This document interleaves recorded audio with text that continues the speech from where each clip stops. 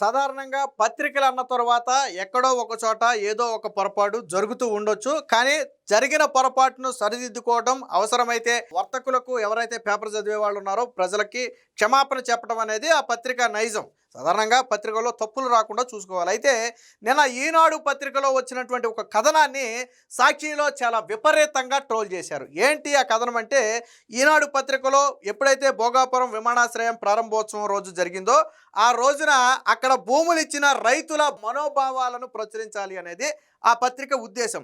దానిలో భాగంగా మైలపల్లి ఎల్లాజీ అనే ఒక వ్యక్తి మాట్లాడినట్టుగా, ఈ ప్రాజెక్టు ఇంత పెద్ద ప్రాజెక్ట్ అవుతుంది అనుకోలేదు అని ఆ వ్యక్తి మాట్లాడినట్టుగా 2 మాటలు రాసి ఒక ఫోటోనైతే వేయటం జరిగింది. విషయం ఏంటంటే, ఈ ఫోటోలో ఉన్న వ్యక్తి 2023లో చనిపోయాడు. కానీ మాట్లాడింది ఎవరితో అంటే అతను కొడుకుతో మాట్లాడారు. దానికి వివరణ నిన్న ఈనాడు ఇచ్చింది. స్వయంగా ఎవరైతే ఈ తప్పుడు ఫోటోను పంపారో ఆ వ్యక్తే క్షమాపణ కూడా చెప్పాడు. నేను అది కూడా చూపిస్తాను. విషయం ఏంటంటే, ఒక వ్యక్తితో మైలపల్లి ఎల్లాజీ, తండ్రి పేరు కొడుకు పేరు 2 ఒకటే, ఇద్దరి పేర్లు ఎల్లాజీనే. సో ఒక వ్యక్తితో మాట్లాడిన తర్వాత దాన్ని పేపర్లో ప్రచురించడం కోసం మీదొక ఫోటో పంపండి అంటే అతను ఏం చేశాడు అంటే తన తండ్రి ఫోటో పంపాడు. ఎందుకు తండ్రి ఫోటో పంపాడు అంటే, ఆ ఫ్యామిలీ 1.20 ఎకరాల భూమిని భోగాపురం ఎయిర్పోర్ట్కి ఇచ్చింది. నిన్న రైతులకు ఆహ్వానించిన క్రమంలో ఈ ఎవరైతే ఆ ఎయిర్పోర్ట్కు భూములు ఇచ్చారో వాళ్ళందరినీ కూడా ఆహ్వానించి వివిఐపి గ్యాలరీలో కూర్చోబెట్టారు. సో అందులో ఈ వ్యక్తి కూడా ఉన్నాడు. ఇతనేమనుకున్నాడు అంటే, భూమి ఇచ్చింది మా నాన్న సమయంలో ఇచ్చాడు కాబట్టి అవి ఆయన మాటలుగా బయటికి వెళితే బాగుంటుందనే ఉద్దేశంతో తన ఫోటో బదులు వాళ్ళ నాన్న ఫోటో ఇచ్చాడు. ఇక్కడ తప్పు చేసింది ఎవరు? ఆ వ్యక్తే తప్పు చేశాడు. అది పత్రికా విలేకరులకు తెలియదు. వచ్చింది తన ఫోటోనా తన ఫాదర్ ఫోటోనా అవన్నీ వాళ్ళకి తెలియదు. వాళ్ళు మ్యాటర్ రాసుకుంటారు, ఒక ఫోటో ఇస్తే దాన్ని ప్రచురిస్తారు. సో అక్కడి వరకే. కాకపోతే ఫోటోని క్రాస్ చెక్ చేసుకోవాల్సిన బాధ్యత పత్రికలకు ఉంటుంది, కాదని నేను అనలే. కానీ అది జరిగింది. అయితే దాన్ని నిన్న వైసీపీ ఏం చేసింది, ఎంటైర్ వైసీపీ సోషల్ మీడియాతో పాటు జర్నలిస్టు ముసుగులో ఉన్నటువంటి కొంతమంది వ్యక్తులు కూడా దీని మీద తీవ్ర విమర్శలు చేశారు. ఈనాడు జర్నలిజం గురించి తెలిసి కూడా ఈ స్థాయిలో విమర్శలు చేశారు అంటే, వాస్తవానికి ఈనాడు కావాలని ఎక్కడా తప్పు చేయలే. ఫోటోను వెరిఫై చేసుకోకపోవటం వాళ్ళ తప్పు అయితే అయ్యి ఉండొచ్చు, కానీ కావాలని ఎక్కడా చేయలే. వాళ్ళు ఒక వ్యక్తి మనోభావాన్ని తీసుకున్నారు. ఆ వ్యక్తి పేరు కూడా ఎల్లాజీనే. తరువాత ఫోటో పంపమంటే వాళ్ళ నాన్న ఫోటో పంపితే అదే ఫోటో ప్రసరించారు. ఇక్కడ పేరు విషయంలో మార్పు లేదు, ఇద్దరు పేర్లు ఎల్లాజీనే. అక్కడే ఈ కీలక కన్ఫ్యూజన్ వచ్చింది. అదే వేరు వేరు పేర్లు అయి ఉంటే గుర్తుపట్టేవాళ్ళేమో, అదేంటి నేను మాట్లాడిన వ్యక్తి పేరు ఇది కదా, ఈ ఫోటో వచ్చి ఈ వ్యక్తి పేరు పంపారేంటని వాళ్ళకి ఐడియా వచ్చేదేమో. బట్ 2 పేర్లు ఒకటే అవ్వటంతో వాళ్ళు కన్ఫ్యూజ్ అయ్యి ఆ చనిపోయిన వ్యక్తి ఫోటోనే ప్రచురించడం జరిగింది. వెంటనే తప్పుని సరిదిద్దే క్రమంలో ఈనాడు పత్రిక ఏం చేసిందంటే, నిన్న ఆన్లైన్లోనే వెంటనే ఆ ఫోటోను కూడా మార్చేసింది. ఈరోజు ఎవరైతే ఈ తప్పుడు ఫోటో పంపాడో అంటే తండ్రి ఫోటోను పంపిన కొడుకున్నాడు కదా, ఆ వ్యక్తే స్వయంగా ఒక వీడియో కూడా విడుదల చేసి, ఇందులో పత్రిక తప్పు ఏమీ లేదు, తప్పంతా నాదే, మాట్లాడిన తర్వాత ఒక ఫోటో పంపమంటే ఆ క్రెడిట్ మా నాన్నకి దక్కాలనే ఉద్దేశంతో నేను మా నాన్న ఫోటో పంపాను, కానీ ఇంత రచ్చ అవుతుంది, ఈ విధంగా చర్చకు వస్తుందని నేను ఊహించలేదు అని చెప్పి స్వయంగా ఆ వ్యక్తి చెప్పటమే కాకుండా, ఆ వ్యక్తికి రీసెంట్గా ఒక బిడ్డ కూడా పుడితే ఆ సంతోషం కూడా లేకుండా చేసి సోషల్ మీడియాలో ట్రోల్ చేశారు. నాకు చాలా బాధ అనిపించింది అని స్వయంగా ఆ వ్యక్తే ఒక వీడియో విడుదల చేశాడు. దానికి సంబంధించినటువంటి వివరణను కూడా ఈనాడు పత్రికలోనే ప్రచురించడం జరిగింది. మీరు మరి సాక్షిలో లెగిస్తే నిత్యం మనం చేసేదేంటి? సాక్షిలో తేదీని వారం తప్ప అందులో నిజం ఏదైనా ఉంటుందా?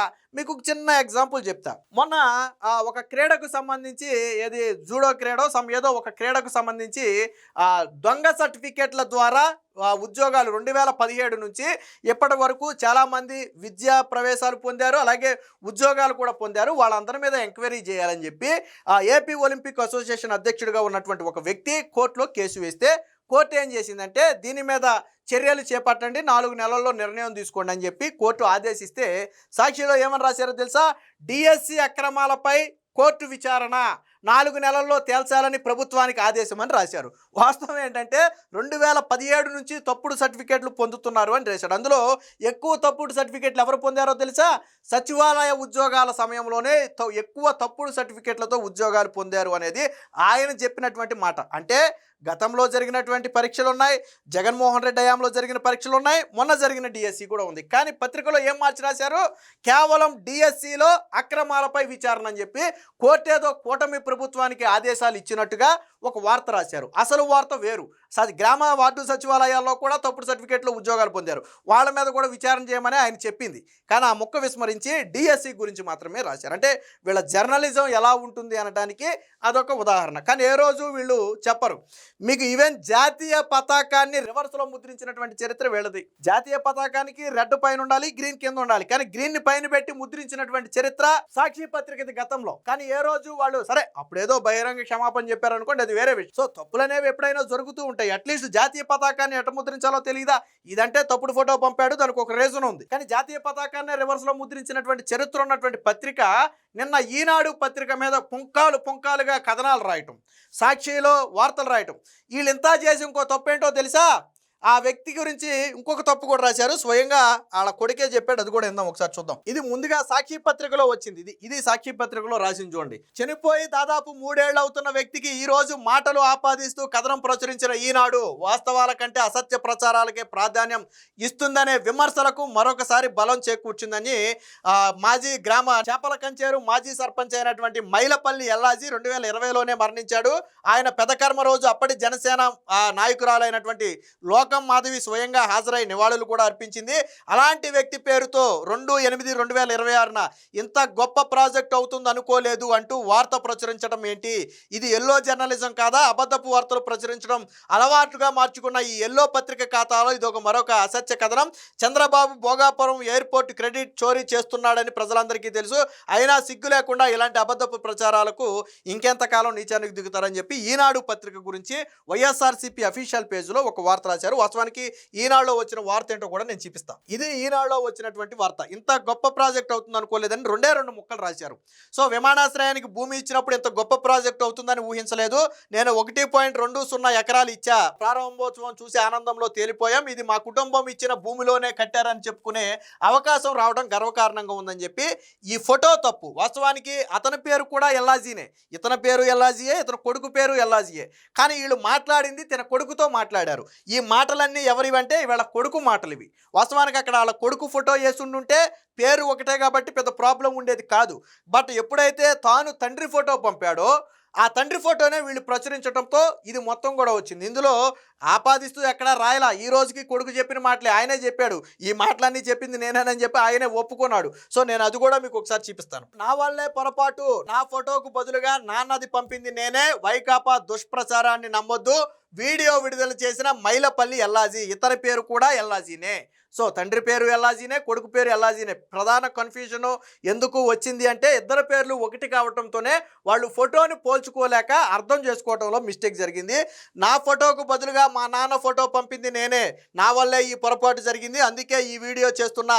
రాష్ట్రంలో అభివృద్ధికి అడ్డుపడే ఓ పార్టీకి చెందిన సోషల్ మీడియా పత్రికలో దుష్ప్రచారం చేస్తున్నారు. భోగాపురం విమానాశ్రయం ప్రారంభోత్సవానికి ఆహ్వానించిన రైతుల్లో నేను కూడా ఉన్నాను. భూములు ఇచ్చినప్పుడు మా నాన్నది ముఖ్య పాత్ర. ఆ ఉద్దేశంతోనే మీడియా అభిప్రాయాలు సేకరిస్తున్నప్పుడు మా నాన్న ఫోటో నేనే పంపా. మా ఇద్దరి పేర్లు ఎల్లాజీనే. నాన్న చనిపోయారన్న విషయం నేను మీడియాకి ఎప్పుడూ చెప్పలేదు. ఇంత సమస్య వస్తుంది అనుకోలేదు. సోషల్ మీడియాలో ట్రోలింగ్స్కు మాకు బిడ్డ పుట్టిన సంతోషం కూడా దూరం చేశాయి అంటూ చేపల కంచేరుకు చెందిన మైలపల్లి ఎల్లాజీ సోమవారం ఒక వీడియో విడుదల చేశారు. వైకాపా దుష్ప్రచారాన్ని నమ్మవద్దని అందులో పేర్కొన్నారు. 2015లో సర్వే నెంబర్ 313/10లో మాది 1.53 ఎకరాలను ప్రభుత్వం సేకరించిందని, అదే సంతోషాన్ని మీడియాతో పంచుకున్నానని చెప్పారు. ఇక్కడ సాక్షిలో రాసిన ఇంకొక తప్పుడు వార్త ఏంటో తెలుసా? మా నాన్న గుండెపోటుతో చనిపోయారు. సాక్షి పత్రికలో ఈ ఎల్లాజీ అనే వ్యక్తి హత్యకు గురైతే ఆళ్లకు ఆయన అంటే హత్య చేయబడి చనిపోయాడు అని సాక్షి పత్రికలో రాశారు. అంటే ఇందులో కాదు, సాక్షి పత్రికలో రాశారు. కానీ వాస్తవానికి ఆయన హత్య చేస్తే చనిపోవాలి, ఆయన గుండెపోటుతో చనిపోయాడు. మరి సాక్షి పత్రిక తప్పే కదా. ఈరోజు ఒక వ్యక్తి మరణం ఎలా జరిగింది అనేది తెలియక ప్రచురించావు కదా. మిస్టేక్ ఎక్కడ జరిగింది? సాక్షి క్షమాపణ చెప్పుద్దా? ఈనాడు వివరణ ఇచ్చింది. సో ఎందుకు జరిగింది అనేది ఈనాడు సైడ్ నుంచి వివరణ ఇచ్చారు. ఇక్కడ చూడండి, సాక్షి పత్రికలో ఎల్లాజీ దారుణ హత్యకు గురయ్యారని ఇచ్చారు. మా నాన్న చనిపోయింది గుండెపోటుతో, దీన్ని రాజకీయం చేయటం మానసిక క్షోభకు గురి చేసింది, ఇలా అవాస్తవాలు రాయటంపై న్యాయ పోరాటం చేస్తామని చెప్పాడు. అంటే వాళ్ళ నాన్న గుండెపోటుతో చనిపోతే వాళ్ళ నాన్న హత్యకు గురయ్యాడు అని చెప్పి సాక్షిలో రాశారు. మరి సాక్షిలో రాసిన వార్త తప్పుడు వార్తే కదా. ఈనాడులో వచ్చింది పొరపాటే, ఓకే రైట్, అది వాళ్ళ తప్పే అనుకుందాం, అగ్రి చేద్దాం. మరి సాక్షిలో రాసిన వార్త ఒక వ్యక్తి ఎలా చనిపోయాడో కూడా తెలుసుకోలేని మీరు ఇద్దరు పేర్లు ఒకటే అయినప్పుడు ఫోటో మారితే దాన్ని ఎందుకు అంత రాద్ధాంతం చేశారు? తప్పే, కాదని మనం అంట్లా. ఒక వ్యక్తి ఫోటో బదులు ఇంకో వ్యక్తి ఫోటో ప్రచురించడం అనేది తప్పే. కానీ ఈరోజు ఒక వ్యక్తి ఎలా చనిపోయాడో తెలియకుండా గుండెపోటుతో చనిపోయిన వ్యక్తి ఏకంగా హత్యతో చనిపోయాడని రాశారు కదా సాక్షి పత్రికలో. మరి దీని మీద ఎందుకు యాక్షన్ తీసుకోకూడదు? దీని మీద ఎందుకు చర్యలు తీసుకోకూడదు? సాక్షి వివరణ ఇస్తుందా రేపొద్దున? పోనీ సాక్షిలో వివరణ ఇస్తారా? మేము పొరపాటున ఎల్లాజీ అనే వ్యక్తి హత్యకు గురయ్యాడని రాశాం, కాదు అది అచ్చు సవరణ, ఆయన గుండెపోటుతో చనిపోయాడని సాక్షి వివరణ ఇస్తుందా? పోనీ ఇచ్చిందా? మరి సాక్షిలో వచ్చిన దానికి ఏం చేయాలి? అక్కడ ఫోటో పంపిన వ్యక్తి వేరు, స్వయంగా తానే ఒప్పుకున్నాడు, నేనే పంపా, వాళ్ళకేం తెలియదు, ఇద్దరు పేర్లు ఎల్లాజీనే, భూములు ఇచ్చిన మాట వాస్తవం, మాట్లాడింది నేనే వాళ్ళతో, కానీ ఫోటో మాత్రం మా నాన్నది పంపింది నేనే, అది నా పొరపాటు అని స్వయంగా ఆయన ఒప్పుకున్నాడు.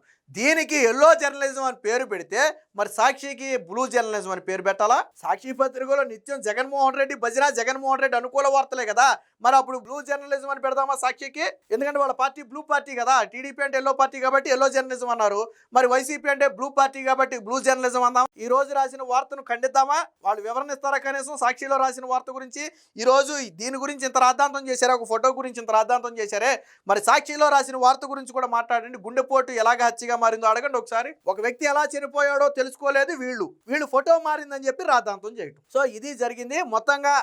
నిన్న వైసీపీ సోషల్ మీడియాలో చేసిన దుష్ప్రచారానికి స్వయంగా వాళ్ళ కొడుకే సమాధానం చెప్పాడు. అది పత్రిక ద్వారా జరిగిన పొరపాటు కాదు, ఆయనగా పంపినటువంటి ఫోటో వల్ల జరిగిన పొరపాటు అని చెప్పి స్వయంగా ఆయనే వివరణ ఇవ్వడం కూడా జరిగింది.